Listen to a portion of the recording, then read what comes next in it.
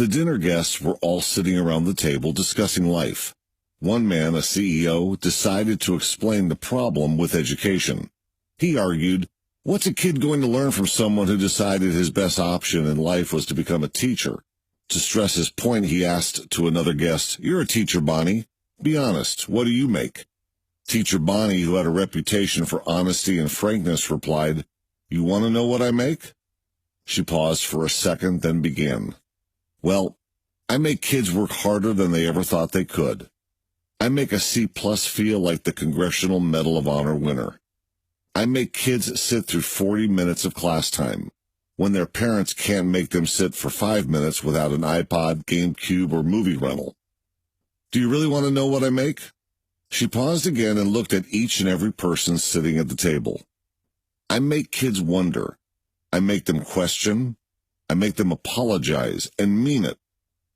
I make them have respect and take responsibility for their actions. I teach them how to write, and then I make them write. Keyboarding isn't everything.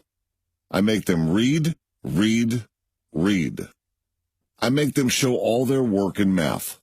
They use their God-given brain, not the man-made calculator.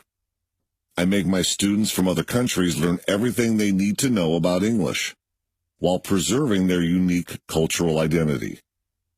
I make my classroom a place where all my students feel safe and secure. Finally, I make them understand that if they use the gifts they were given, work hard, and follow their hearts, they can succeed in life." Bonnie paused one last time and then continued. "Then, when people try to judge me by what I make, I can hold my head up high and pay no attention because they are so ignorant. You want to know what I make? I make a difference in all your lives, educating your kids, and preparing them to become CEOs and doctors and engineers. What do you make, Mr. CEO?" His jaw dropped and he went silent. Don't educate your children to be rich. Educate them to be happy, so they know the value of things, not the price.